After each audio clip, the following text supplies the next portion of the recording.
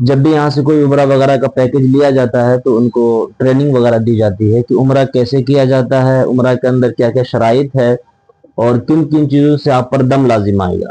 ٹھیک ہے. پیکج لینے کے بعد بہت سارے حضرات کو یہ معلومات نہیں ہوتی ہے کہ بھائی دم کب لاگو ہوگا نہیں ہوگا، یہ ساری چیزیں. تو سب سے پہلے عمرہ ہوتا کیا ہے، عمرہ کہتے کس کو ہے؟ دیکھو، ایک ہے حج اور ایک ہے عمرہ. کیا ہے؟ ایک ہے حج، دوسرا ہے عمرہ.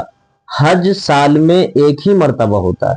حج سال میں ایک ہی مرتبہ 9 ذی الحجہ کو ادا کی جاتی ہے، اور عمرہ سال میں جب چاہیں آپ اس کو ادا کر سکتے ہیں. ٹھیک ہے. حج کرنے والے کو کیا کہتے ہیں؟ حاجی صاحب. عمرہ کرنے والے کو کیا کہیں گے؟ معتمر. کیا بولیں گے؟ معتمر. جو عمرہ کرتا ہے اس کو معتمر. جیسے قرآن جو حفظ کر لیتا اس کو حافظ صاحب، عالم بن جاتا اس کو عالم صاحب. تو حاجی کو، حج کرنے والے کو حاجی صاحب، عمرہ کرنے والے کو معتمر. کیا بولتے ہیں؟ معتمر. الحمدللہ آپ لوگ معتمر بننے جا رہے ہیں. ٹھیک ہے.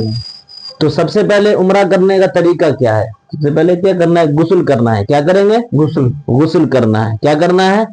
غسل کرنا ہے. غسل کرنے کے بعد ہم احرام باندھیں گے. کیا باندھیں گے؟ احرام. احرام باندھنے کے بعد 2 رکعت نماز نفل پڑھنی ہے. 2 رکعت نماز نفل. پہلی رکعت میں قل یا ایھا الکافرون، دوسری رکعت میں قل واللہ شریف پڑھیں گے. ٹھیک ہے. اس کے بعد 2 رکعت نماز پڑھنے کے بعد آپ عمرے کی نیت کریں گے. کیا کریں گے؟ عمرے کی نیت کریں گے. نیت کرنے کے بعد پھر آپ کو تلبیہ پڑھنا ہے. کیا پڑھنا ہے؟ تلبیہ. تلبیہ کیا ہے؟ لبیک اللہم لبیک لا شریک لک لبیک ان الحمد والنعمت. یہ 1 مرتبہ پڑھنا واجب ہے، 3 مرتبہ پڑھنا سنت ہے. اگر کسی ویکتی نے 1 مرتبہ بھی تلبیہ نہیں پڑھا تو اس پر دم لازم آئے گا. کیا لازم آئے گا؟ دم کہتے ہیں ایک بکرے کو اللہ کی راہ میں صدقہ کرنا، وہاں کی کرنسی کے مطابق جو وہاں ریٹ چلے گی، جو وہاں کا نصاب ہے، اس حساب سے آپ کو ایک جانور کو اللہ کی راہ میں کیا کرنا پڑے گا؟ ذبح کرنا پڑے گا، صدقہ کرنا پڑے گا. ٹھیک ہے. کب؟ جب آپ نے تلبیہ نہیں پڑھیں گے تو 1 مرتبہ پڑھنا تلبیہ کیا ہے؟ واجب ہے. 3 مرتبہ پڑھنا سنت ہے. ٹھیک ہے. تلبیہ پڑھنے کے بعد پھر ہم جو ہے خانہ کعبہ کا 7 چکر لگاتے ہیں. کیا کرتے ہیں؟ ہاں، طواف کرتے ہیں. کیا کرتے ہیں؟ طواف کعبہ کرتے ہیں. طواف کعبہ کرنے کا طریقہ کیا ہے؟ اس کا چکر کہاں سے لگائیں گے؟ وہاں آپ جائیں گے تو وہاں پر گرین کلر کی لائٹ لگی ہوئی ہوتی ہے. آپ کو وہاں سے سٹارٹنگ کرنی ہے عمرہ. کہاں سے؟ وہاں سے آپ کو چکر شروع کرنا ہے. اس طرح 7 چکر لگانے. ٹھیک ہے. اچھا، چکر لگائے تو کیا پڑھنا چاہیے؟ لوگوں کے سوال ہوتے ہیں کہ امام صاحب کیا پڑھا جائے. تو خانہ کعبہ کا جب ہم چکر لگائے تو آپ کو جو بھی دعا یاد ہو، ربنا آتینا فی الدنیا حسنۃ وفی الآخرۃ حسنہ، آپ اس کو بھی پڑھ سکتے ہیں. ٹھیک ہے نا. اور بھی جو بھی دعائیں ہیں، کلمہ وغیرہ، اس کا بھی آپ ورد وغیرہ کر سکتے ہیں. جب آپ خانہ کعبہ کا 7 چکر لگا لیے، جب آپ کو آنا کہاں ہے؟ مقام ابراہیم پر. کہاں آنا ہے؟ مقام ابراہیم پر. مقام ابراہیم ہے کیا؟ مقام ابراہیم کا معرض وجود میں کیسے آیا؟ اب اس کو سمجھیے. اللہ پاک قرآن پاک میں ارشاد فرماتا ہے وَاتَّخَذُوا مِن مَقَامِ إِبْرَاهِيمَ مُصَلًّى، کہ ہم نے مقام ابراہیم کو چاہے نماز بنا دیا. مقام ابراہیم کیا ہے؟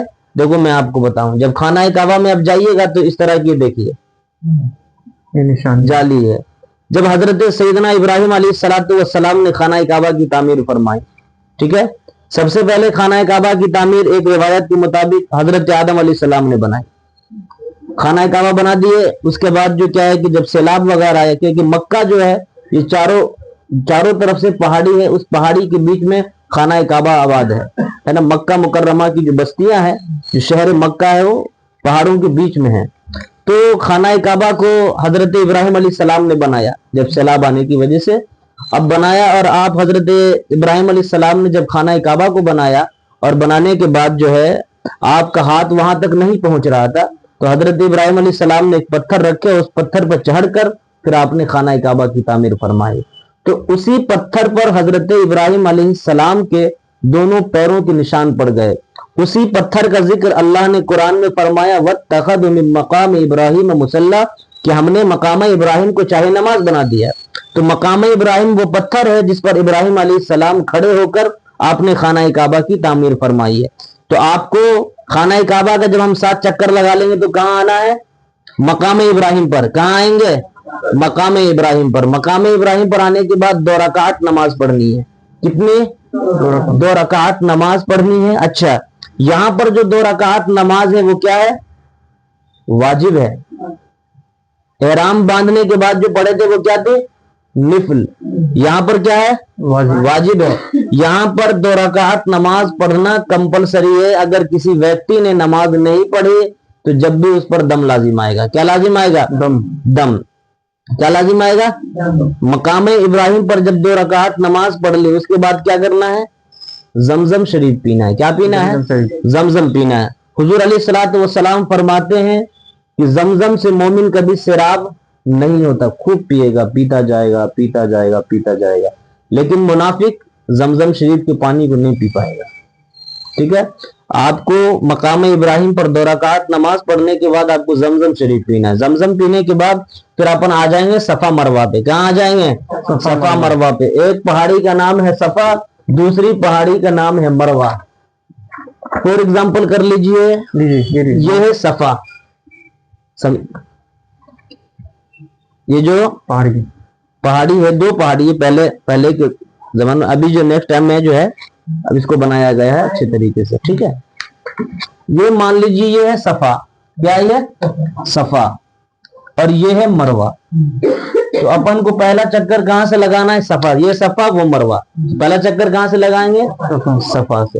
صفا سے چکر لگائیں گے، یہ 1 چکر. تو صفا سے مروہ 1 چکر، مروہ سے صفا 2 چکر، یہ دوسرا چکر. پھر صفا سے مروہ تیسرا چکر. اس طرح کر کے صفا مروہ کی 7 چکر لگانے. بہت سے حضرات کیا کرتے ہیں، یہ صفا پر آئے پھر مروہ پہ آئے، جب 1 چکر مانتے نہیں. صفا سے مروہ 1 چکر، مروہ سے صفا یہ دوسرا چکر. اس طرح کر کے صفا مروہ پہ کیا کرنا ہے؟ 7 چکر لگانا ہے. جب آپ صفا مروہ پہ 7 چکر لگا لیں اس کے بعد کیا کروائیں گے؟ حلق اور قصر کرنا ہے. کیا کرنا ہے؟ حلق. ایک ہوتا ہے حلق اور ایک ہوتا ہے قصر. حلق کہتے ہیں کہ سر کو پورا منڈوا لینا. ٹھیک ہے؟ یہ سنت ہے. سر کو پورا منڈوانا کیا ہے؟ یہ سنت ہے. اور قصر کروانا یہ مستحب ہے. یعنی اگر کوئی آدمی قصر بال کو پورا نہیں منڈواتا ہے، صرف کٹوا لیتا ہے، جب بھی کوئی یہ نہیں ہے، کوئی حرج نہیں ہے. لیکن افضل، بہتر، مستحب اور سنت یہ ہے کہ پورے بال کو منڈوانا. ٹھیک ہے؟ اب یہاں پر بال منڈوانے کے بعد پھر اپن کیا کریں گے؟ احرام کو کھول دیں گے. یہاں سے آپ کا عمرہ مکمل ہو جاتا ہے. یہ عمرہ کے اندر ارکان ہے. اور حج کے جو اندر ارکان ہیں وہ بہت سارے ہیں، جمرات وغیرہ ہے اور بھی ساری چیزیں ہیں. تو میں پھر سے آپ سے ریپیٹ کرواتا ہوں کہ بتائیے پہلے کیا کرنا ہے؟ غسل کرنا ہے. کیا کرنا ہے؟ غسل کرنا ہے. غسل کرنے کے بعد احرام باندھیں گے. کیا باندھیں گے؟ آپ لوگ تھوڑا بولیے جب میرے کو سمجھ میں آئے کہ آپ کو سمجھ میں آئے.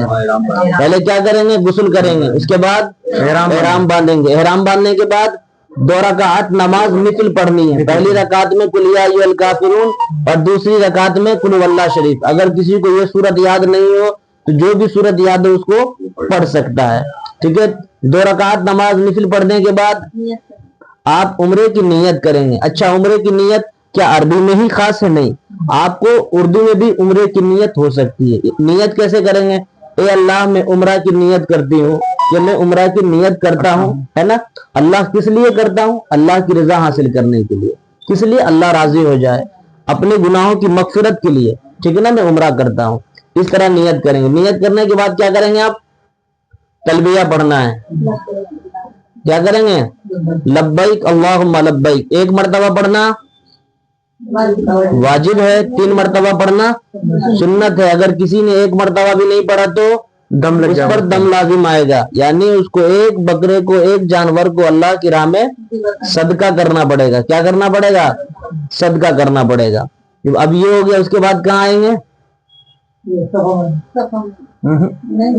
خانہ کعبہ کا 7 چکر لگائیں گے. خانہ کعبہ کا 7 چکر لگائیں گے. طواف کعبہ کریں گے، یعنی کعبہ کا طواف کریں گے. جب خانہ کعبہ کا اپن طواف کر لیے اس کے بعد اپن کو کہاں جانا ہے؟ है? कहाँ पर? मकाम इब्राहिम पर आएंगे। कहाँ आएंगे? मकाम इब्राहिम पर आकर 2 रकात नमाज पढ़नी है। क्या पढ़नी है? 2 रकात नमाज। हाँ, मकाम इब्राहिम पर वाजिब नमाज है, वाजिब है।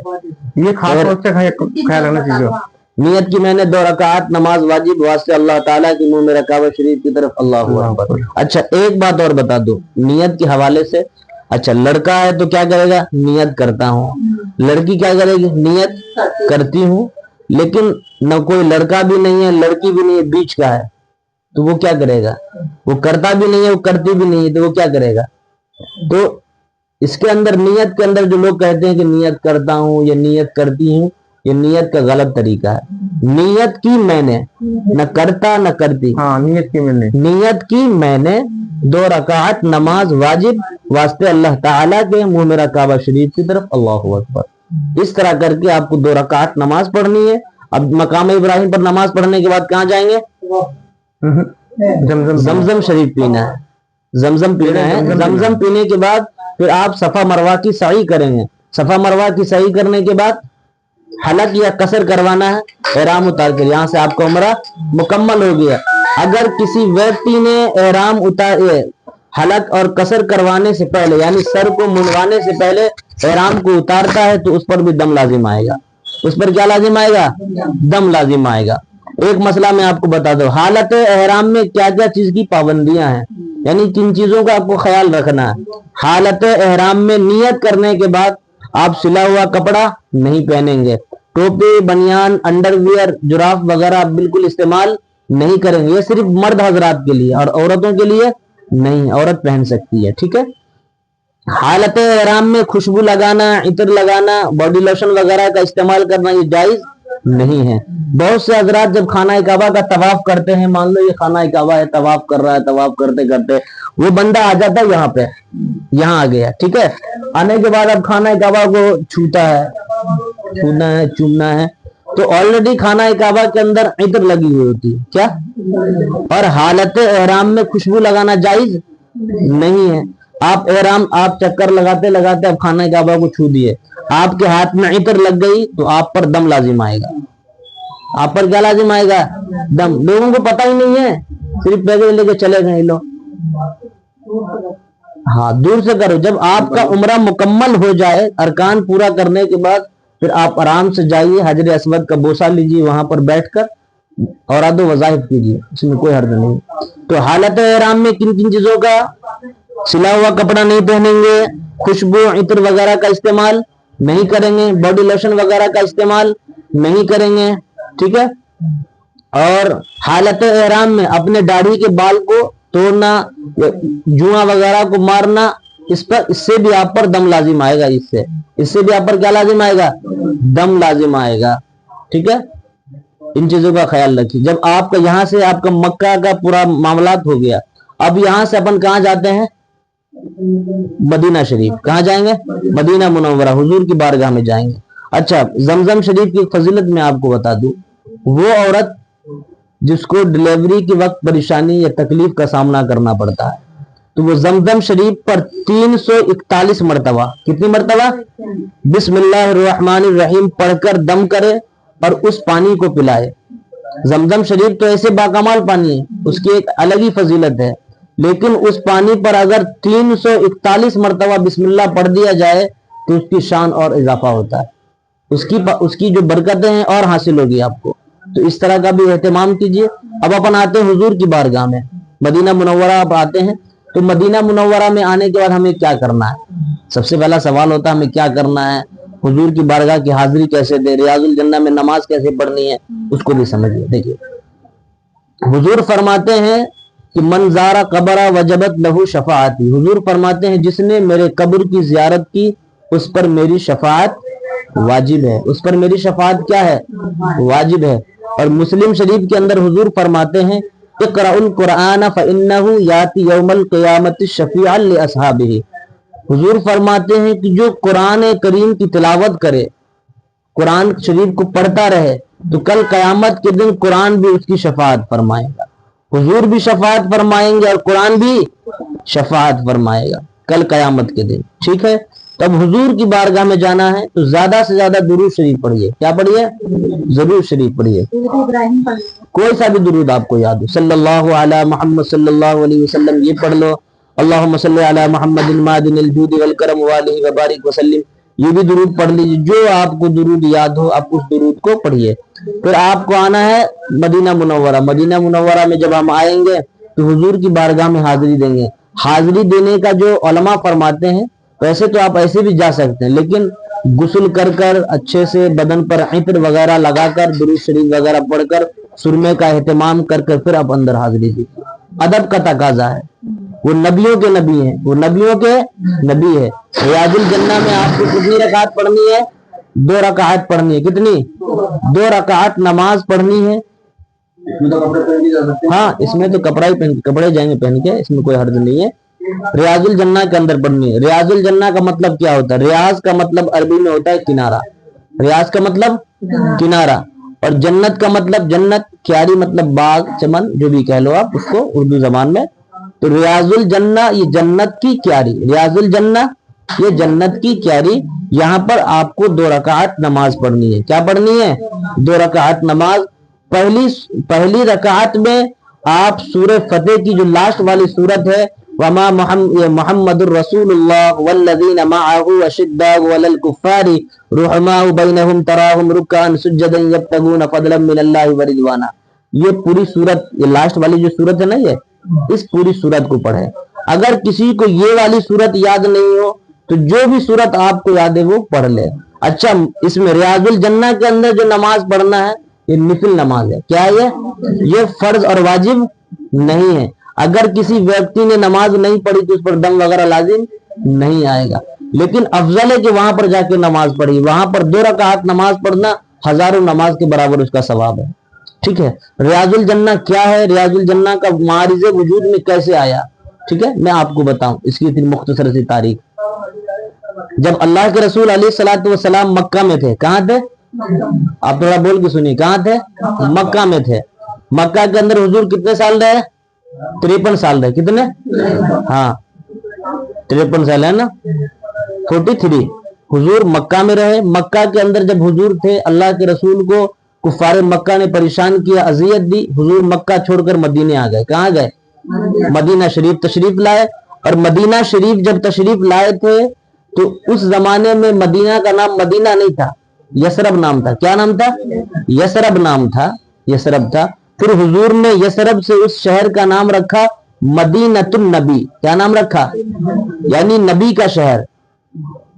مدینہ کا مطلب مدینۃ, عربی کے اندر شہر کا مطلب, شہر کو عربی میں بولتے مدینہ. کیا بولتے ہیں؟ مدینہ بولتے ہیں.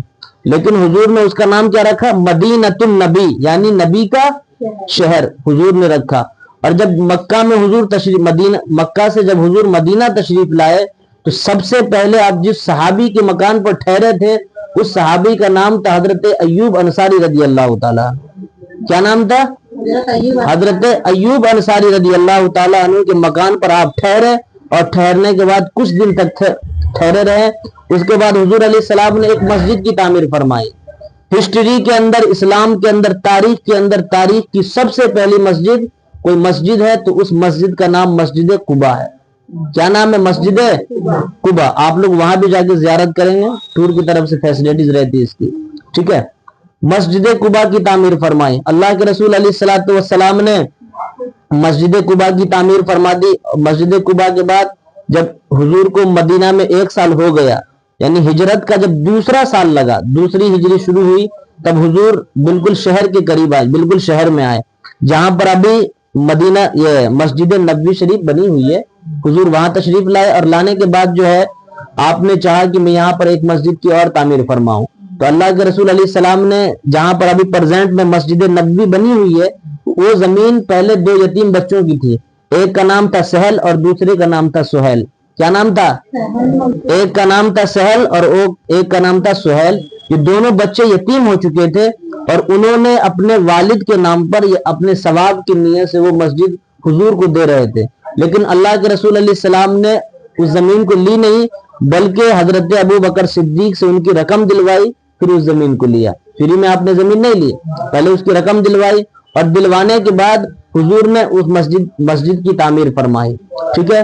और फिर मस्जिद की तामीर फरमाई तो जो खजूर की झाके होती हैं, छाले होती हैं, खजूर की पत्तियों से ऊपर की छत बनाई, और फिर उस मस्जिद का नाम मस्जिद नबवी रखा, और उसके बाहर का जो एरिया था उसको असहाबे सुफ़ा बोला जाता है। क्या बोला जाता है? असहाबे सुफ़ा। हुजूर ने मस्जिद नबवी की तामीर फरमा दी, ठीक है। तो हुजूर ने जितनी जमीन, जितना एरिया, जितना स्ट्रक्चर हुजूर ने बनाया था, सहल और सुहेल से खरीदा था, उतने ही एरिया को रियाजुल जन्ना बोलते हैं। आगे समझ में? उतने एरिया को क्या बोलते हैं? रियाजुल जन्ना। जैसे जैसे डेवलपमेंट होता रहा, तरक्की करती रही, इस तरह इसको बढ़ाता गया। जो मस्जिद नबी को बढ़ाते गए, इसको बड़ा किया गया, और हो सकता है आने वाले साल में और भी बड़ा हो जाए, और भी बड़ा हो जाए। तो ये हुजूर अलैहिस्सलातु वहाँ की मालूमात है। और भी किसी को कोई मामला पूछना होता बिल्कुल बेझिझक होकर आप पूछ सकते हैं।